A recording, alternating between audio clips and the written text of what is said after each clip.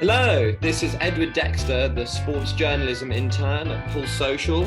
I'm sitting here with Dani Peleva, the CEO of franchise fame and local fame, football player for London Lionesses football team and avid world traveller. Hello, thank you for having me. It's great to have you. We're going to discuss lots of things today. We're going to talk about football and tabletop football and franchising and women in sports and women in business and everything. So Dani, I'm going to start off by asking you about your experiences in Brazil. I want to know kind of just what your sense of the country and its people was like, in terms of football and as a culture more generally. So how did you feel in planning to go to Brazil? What was your kind of impetus for wanting to go? So I've always been passionate about football in general, and I grew up in that golden era of Brazilian football where you had Ronaldinho, the true Ronaldo, Kaká, Rivaldo, and all these great players. So I was very young when they were popular and they were on top of their careers. So that kind of made me fall in love with football and the game that they introduced on the world scene, very different Brazilian style football and all that. So growing up with that dream that at some point I would love to go and visit Brazil and play football there and maybe meet someone from those stars. It was just a dream at the back of my head at all times. So going back to last year when the pandemic hit, it was pretty grim, and the whole situation around the pandemic, everyone was didn't there was so much ambiguity and just uncertainty around whether we will be able to ever travel again and whatnot. So when they announced that there's the second lockdown coming, that was in January 2021, exactly a year ago, I felt almost like there was no opportunity for me to ever accomplish that dream of mine, and the only chance was then and there. There was that sort of urgency that I started feeling that urgency, and I know it was probably rationally the worst of times because they just had announced the new COVID variant, the Brazilian one, that was putting people in hospitals. There was no hospital beds and everyone was fleeing the country. So literally there was nobody that wanted to go. And I was probably the sole person that had the idea of going there. Naturally, all my peers and my family members were against the idea of me going, and everyone was coming up with excuses why I shouldn't go because of work, because of, the obviously reason you get COVID and die.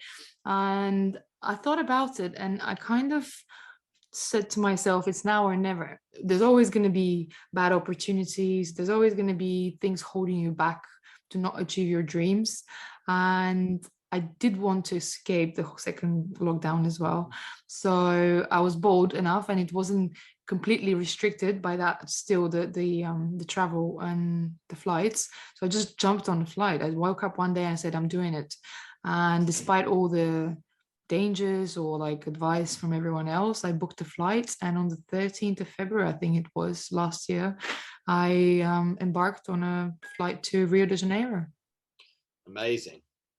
And Rio is obviously, it's kind of the mecca of football, really, in South America. It's so pervasive in the culture there, from professional sports to favela sports. It permeates the society in such a massive way. So I suppose you felt like you were going home in a way, even though it's a million miles away from the UK. And kind of, what was your kind of sense of people's passion for football there? Did you feel like as soon as you went and you were like, I'm a football fan, I want to get involved with this? How did you kind of do that? How did you get involved with the footballing community in Rio? And you were Yeah, in Rio so de Janeiro, right? You were in the capital. yes, I was in Rio de Janeiro, Copacabana, the Yeah. most favorite spot on the map there. So yes, I did feel very welcome. It did make a lot of sense. I was a bit scared, but also very excited to be accomplishing that dream of mine. Um, and because I had started playing foot volley, which is the Brazilian beach football version of Yeah. just beach soccer. Foot volley is a mixture of volleyball and football with your feet on the beach. Because I had started playing this, I said to myself, I'm going to sign up for a training camp while I'm there. I'm going to train with the best, the guys that made the game. They came up with the game, invented it.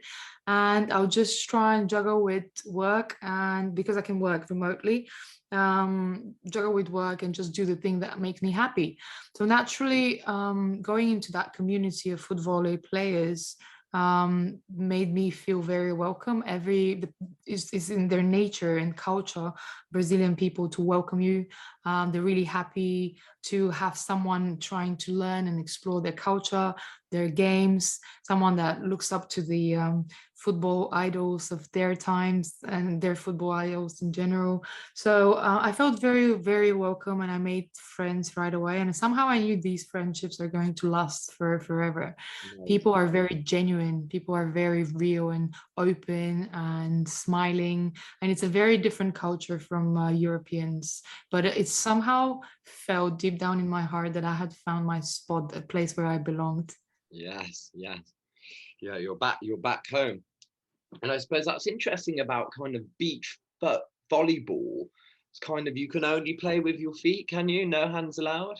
Getting it back No home. hand allowed. You can use your chest, you can use your shoulder, heads, and feet. It's quite techers. It's very acrobatic. Oh, And because it's played on sand, it develops your physique and your legs very well, just because it's much harder to play it in sand rather than on grass or any hard surface. So it's a brilliant sport that makes you more agile, faster, more explosive, and it's a great sport for any athletes, especially for footballers.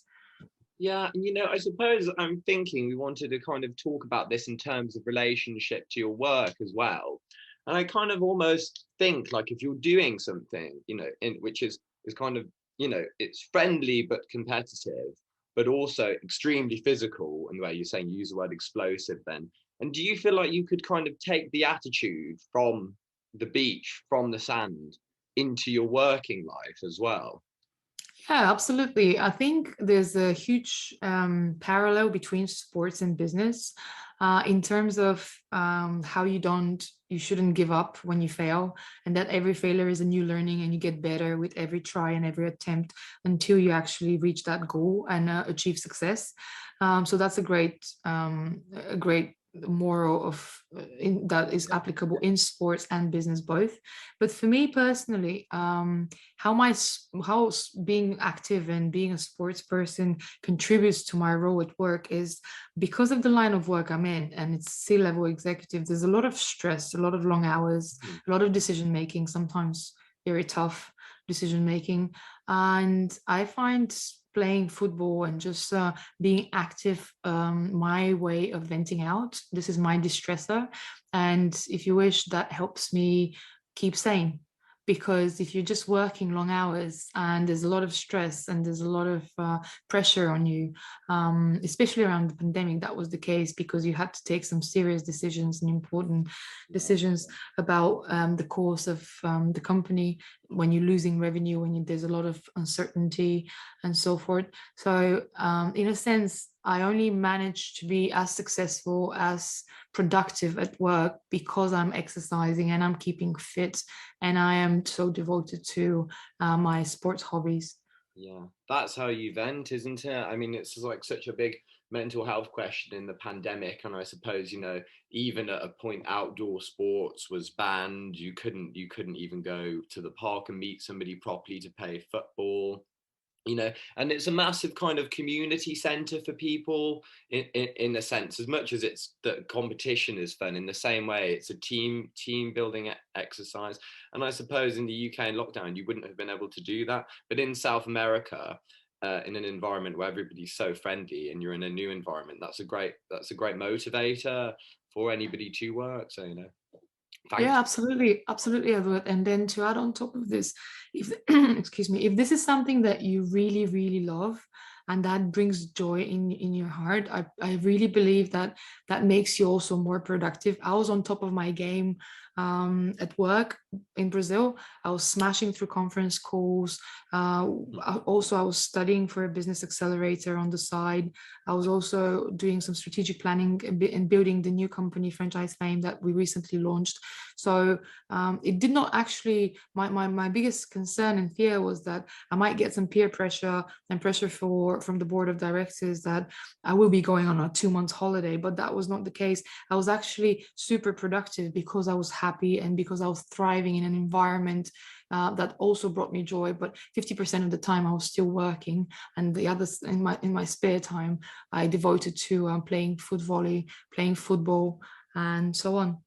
It's amazing. It's kind of time. I don't want to dwell on this too much, but it's kind of like sometimes like time management, because I felt in the pandemic, you could kind of like be like, well, I'm going to learn to speak another language now, or I'm going to learn to do tabletop football, or so, or any of these things. But you kind of didn't, because like it's like being at university. It's like I thought, I'm going to be motivated, but if you have to do everything remotely and you don't have that secondary thing, this other motivating thing from the outside to bring you in, then you just don't do anything.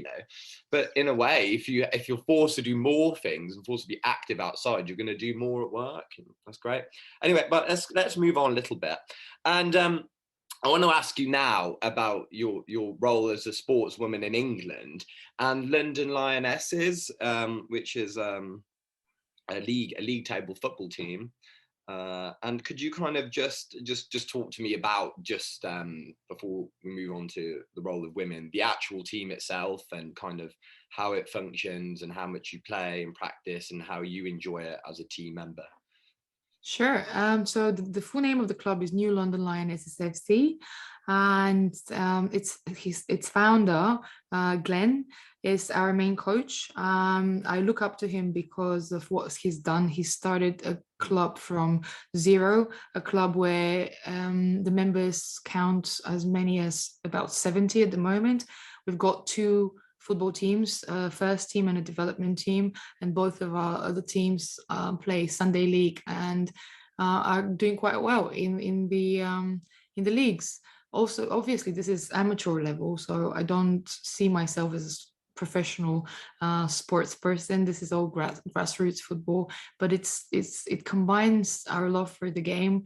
It gives us opportunity to keep fit, play football, and develop additional skills. And that's been done with almost zero investment. And it's been running for at least 5 years now, where we've learned the first team has continued to win each league every year on year and climb the leagues, and have even played in FA Cup against big teams like Crystal Palace Women and just big names. So it's an incredible achievement that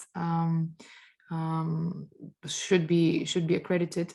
But I feel honored and happy to be playing for that club. I'm part of its development team, and I've been playing for them for 4 years. We train twice a week, and we also play games in matches on Sunday League. We also play in some small-sided 5-7-sided leagues on the side just for fun, and Saturday leagues sometimes. But there's a lot of opportunity for everyone, and there's a lot of and we take everyone with different levels of abilities, which is a great opportunity for even for girls or women that never played football but wanted to take it on. We would take them on, and we would start playing football or teaching them how to play from the very basics. And there are other women that are part of the club that have played for Arsenal or Chelsea, women or girls back in the day. So there's various levels, but it's all open for all abilities, and that makes it so great. And that was kind of this sense of inclusivity which you're talking about. Could be a woman from any level, and I suppose a lot of the time it's like sports for women, especially when they're growing up, is kind of a lot less prevalent. It's not encouraged in the same way that it is for boys, really. It's the women, the girls, I always think are always, they're always in the playground, they're always there talking, and the boys play football, which is which isn't right, really. We need to kind of encourage women to play football. So I suppose, this, how do you feel about, your football team as a kind of sisterhood and that kind of inclusivity of women of all levels? And, how do you feel the attitudes of you all together as women playing football is kind of positive for women more generally, I suppose? I think in general, playing football as a woman, playing football, that gives you another level of confidence. You gain confidence by playing on the pitch, getting minutes on the team, and it's just it gives you a way to express yourself. And yes, we are very inclusive in terms of age, in terms of ethnicity, in terms of religion. It's all open for all sorts of ages. We have players that are 50 years old. We have players that are 17 or 18 years old. So I think in that sense, having such a big community of women and girls playing and sharing the same passion and love is just a great opportunity. But also, I think just the role of women in football has been changing a lot dramatically in the last few years. But I grew up in a country where football was a male game, a game for the guys or the boys. And when I was a little girl and wanted to play with the boys, they would often not allow me to play with them just because they would say, "You're a girl, go play with dolls." The whole gender stereotype about football being a guy's game. So it didn't feel right. I felt excluded. It didn't feel right in terms of why cannot I not be a football player? Why cannot I play with the boys? And I was, it was so early. I was very young, but I still did not understand it. So I suppose that became a drive and a passion of mine. Same thing when you were asked, what would you like to be when you grow up, or like, what do you aspire to be? And there were certain roles or professions that were attributed to women, or and other based on to men based on gender, and it didn't feel right. So moving to the UK, well, that was a great opportunity for me to start playing football for a club, because female football in the UK is much more developed compared to other countries. Of course, there's a lot more to be done. And looking at the USA, which is a great example of female football, there's a lot more to to build up upon. But it's a great start. And yes, it's unfortunately there's still a long way to go until we get as popular, or at least almost as popular as football for men. Sure.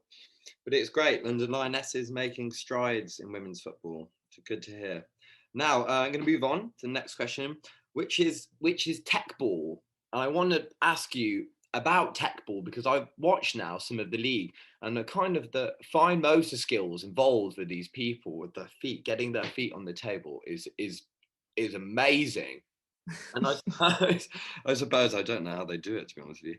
But I suppose, how do you feel about tech ball? Because I know you're a presenter on the championship.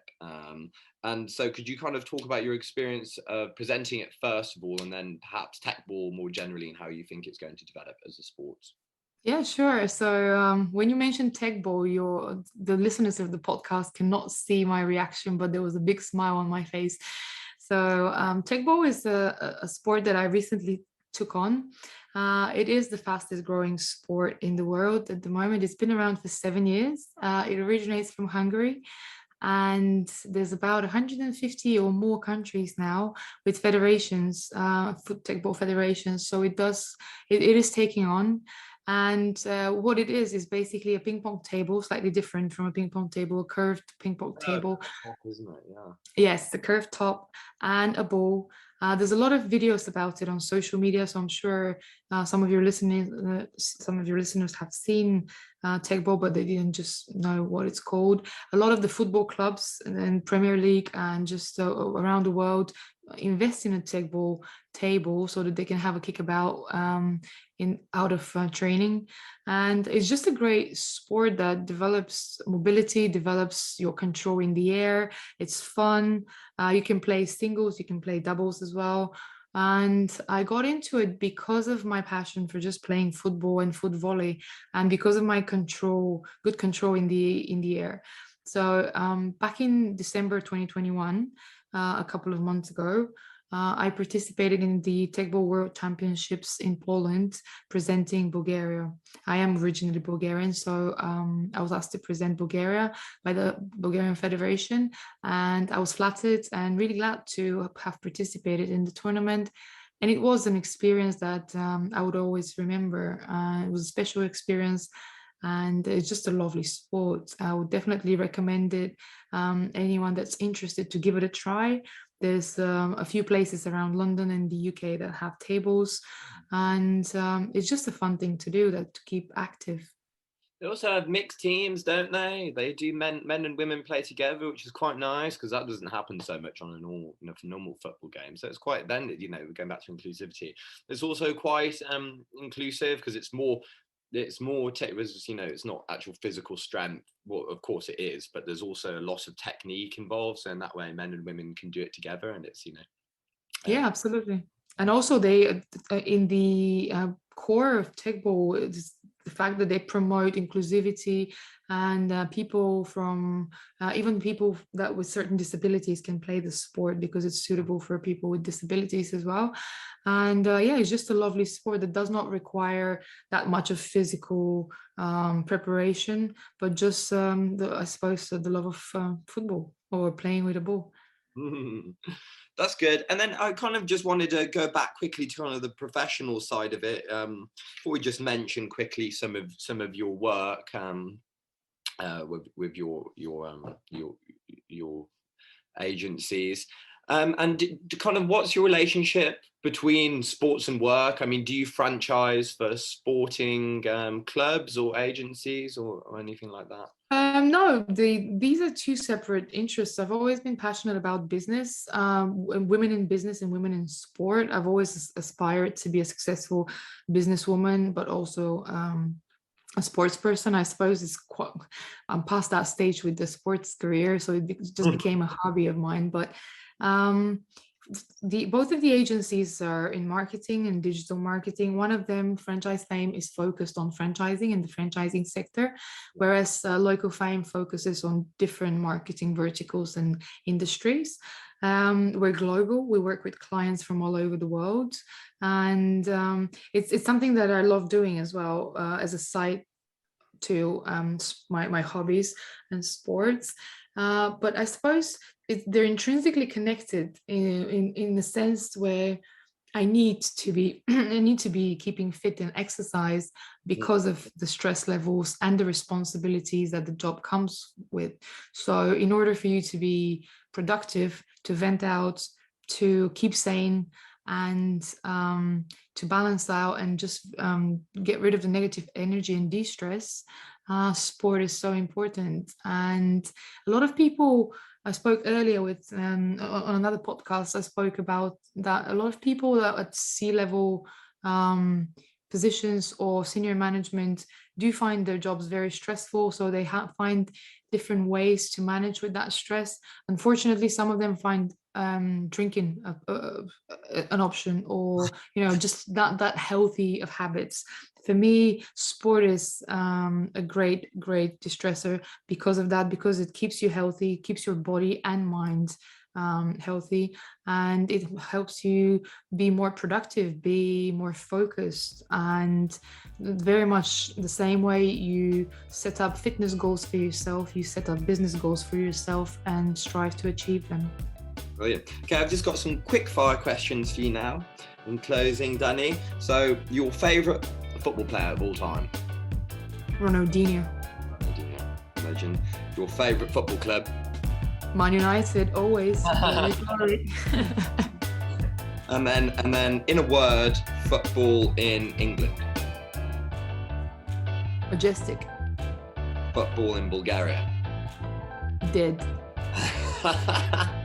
Need to do that now. And Brazil. Next level. It's 2 words, but it's just dancing with the ball, and yeah, it's love. I would say love. Okay, I think that's great. I think that's a great place to end, actually. Love. Next level and love.